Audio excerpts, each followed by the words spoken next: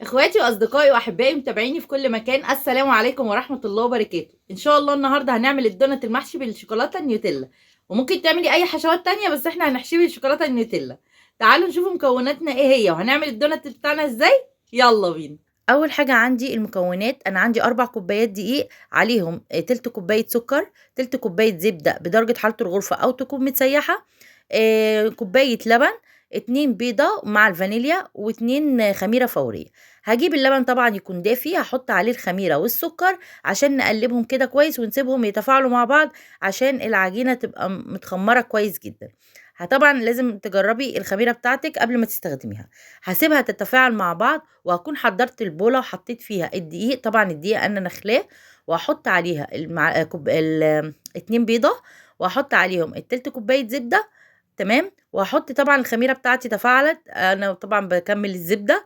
الخميره بتاعتي تفاعلت خلاص، اهي زي ما انتم شايفين كويسه جدا. هحطها بقى عشان خاطر نعجن العجينه بتاعتي.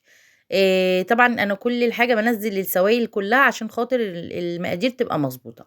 طبعا هحط رشه ملح زي ما انتم شايفين، رشه الملح دي سنه وبتظبط الحلويات جدا برضو. وطبعا انا الفانيليا بتاعتي نسيتها هحطها دلوقتي عشان البيض يعني فانيليا، ما ينفعش البيض نستغنى عن الفانيليا عشان ريحة الزفارة، بتقلل ريحة الزفارة. طبعا هقلب بالمضرب اليدوي زي ما انتم شايفين عشان اشرب الدقيق بالسوائل، بس طبعا مش هستغنى عن ايدي لان انا ما عنديش عجان. طبعا لو عندك عجان الموضوع هيفرق جامد لان هتختصري في الوقت جدا يعني.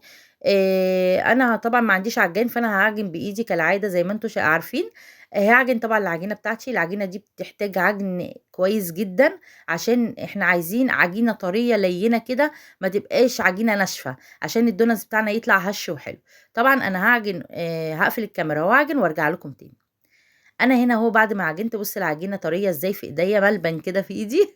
طبعا هكون دهنه البوله ديت زيت عشان خاطر اسيبها تختمر، تاخد راحتها في التخمير. طبعا انتوا عارفين في الشتاء العجينه ما بتخمرش زي في الصيف. العجينه خمرت تضاعفت حجمها، بس لو في الصيف كان هتبقى العجينه متخمره احسن من كده بكتير. هاجي بقى عشان خاطر افرد العجينة، طبعا المكان عندي عشان صغير هستخدم نص العجينة والنص التاني هكمله وقت تاني. فانا حطيت دقيق من تحت العجينة وهحط من فوق كمان شوية دقيق تانيين. اهوت انا بحط دقيق من فوق. هفرد العجينة بقى بتاعتي لغاية السمك حوالي سنتي عشان خاطر العجينة بتاعتنا مش عايزينها رفيعة، عايزينها تكون كويسة عشان احنا هنسيبها تخمر لمرة تانية. هفرد العجينة بتاعتي على قد ما اقدر، طبعا انا هغطي العجينة اللي هي الفاضلة ديت ايوه كده عشان خاطر ما تنشفش مني في الهواء. عشان زي ما قلت لكم احنا الجو ساقع وشتاء، فالعجينة طبعا هتنشف مع الجو. هفرد العجينة بتاعتي زي ما قلت لكم من سمك 1 سنتي. هفضل ألفها يمين وشمال كده عشان تتظبط معايا، عشان خاطر الدونز بتاعي زي ما قلت لكم عايزاها سنتي عشان تبقى الدونز بتاعنا هش كده وحلو يتنفش كده في الزيت، ولسه زي ما قلت لكم هيتخمر مرة تانية، هنسيبه يختمر مرة تانية. انا هجيب بقى القطاعات بتاعتي، القطاعات اهي دي انا جايباها 5 قطاعات مع بعض، دي مجموعة مع بعض، ودي مجموعة القطاعة بتاعت الدوناتس، ودي قلب كده صغير قطاعة برضو. هعمل اشكال كده للولاد. انا هاخد الحجم اللي قبل الكبير، اللي هو اللي يعتبر من الاحجام اللي الوسط، هقطع بيها لان مش عايزة الحجم كبير قوي كده. هقطع بيها على العجينة بتاعتي زي ما انتوا شايفين عشان خاطر هحطها على ورق استريتش او كيس، حتى لو عندك اكياس المطبخ افتحيه حطيه عليه عشان مش عايزينها تلزق. او الافضل من كل ده انا هقطع ورق زي ما هتشوفوا دلوقتي، ورق الزبدة هقطعه، او لو عندك ورق كراسات مش لازم يعني ورق زبدة، عشان خاطر العجينة لما تخمر وتيجي ما تطلعش معاكي، ما تبقاش لازقة في الورق، وتيجي تقطعيها تغيري شكلها. اهي بصوا انا جايبه ورق زبده هحط عليها زي ما انتوا شايفين كده. لكن لو الورق الزبده مش عندك، ورق كروسه، بحيث ان لو العجينه ما اتحركتش من على الورقه لزقت، يبقى انت ممكن تحطيها بالورقه في الزيت وهي لما تستوي من تحت هتفك من نفسها. ادي الدوناتس بتاعي بعد ما قطعته اهو زي ما انتوا شايفين. هسيبه عشان يخمر، عشان خاطر هنسيبه يخمر بقى الخمرة التانية عشان خاطر لما نيجي نعمله في الزيت نقليه ينفش كده ويبقى شكله حلو وهش. طبعا معلش انا عارفه ان انا بطول عليكم في الفيديوهات، بس انا بحب اعمل لكم كل حاجه بالتفصيل عشان ما تعديش عليكم اي حاجه. بصوا الاربع كوبايات دقيق عملوا لي كميه قد ايه ما شاء الله. الكميه كانت حلوه جدا وكتيره جدا الحمد لله يعني. عملت طبعا اشكال مقفوله، وعملت اشكال الدوناتس المفتوحه، وعملت اشكال قلوب. طبعا الزيت بتاعي اهوت، لا هو سخن قوي ولا هو بارد، عشان لو بارد هيشرب زيت كتير، ولو سخن هيحرق لنا الدوناتس بتاعنا، ومش هيبقى من جوه معجن ومن بره محروق او متحمر. فانا لازم الدقيق يبقى لا سخن ولا بارد. تمام.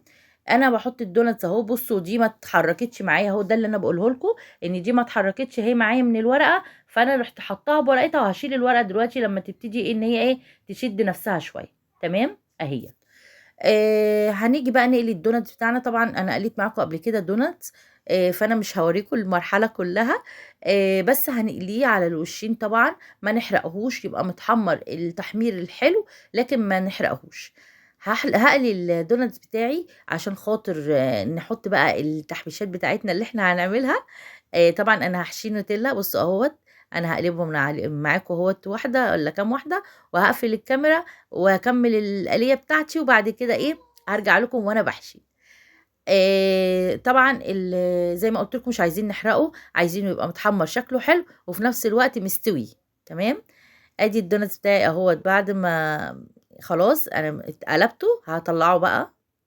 ادي الدوناتس بتاعي وانا بطلعه. طبعا انا عندي هنا طبق كنت حاطه فيه سكر عادي، سكر سنترفيش مش سكر البودره، وحاطه فيه شويه قرفه. ده بيدي طعم كده حلو جدا، القرفه مع السكر. والدوناتس لسه سخن كده وتقلبيه معاه بيدي طعم حلو جدا، ممكن تاكليه كده من غير ما تحطي له اي حشويات. تمام. فانا بقى عملت جزء كده، وعملت جزء من غير لا سكر ولا حاجه، حطيت له حشو بس. وبرده ده حطيته بحشو، يعني انا حشيت كله نيوتيلا، غير طبعا اللي هو ال الدوناتس اللي هو المفتوح. دوت انا ما حطيتلهوش حشو لان دوت مش بيتحشى. دوت انا عملته شوكولاته من فوق. انا بوريكم اهوت الدوناتس اللي انا عملته. انا بقول لكم هنا ان انا فيه حطيت عليه سكر بالقرفه، وفيه ما حطيتش.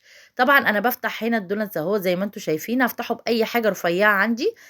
عشان خاطر اما اجي احط الشوكولاته دي شوكولاته نيوتيلا، حطيت معلقتين نيوتيلا كبار، وحطيت عليهم معلقه زيت او نص معلقه زيت، وقلبتهم بتفك معاكي النيوتيلا، بتبقى سهله اما تيجي تحشيها. طبعا حطيت الحشو في كيس حلواني، وحطيت اللي هي الجزء الرفيع دوت عشان يدخل جوه الدوناتس، وهفضي فيه النوتيلا من جوه. هتبقى بجد والله طعمها خرافة، جربيها هتعجبك جدا.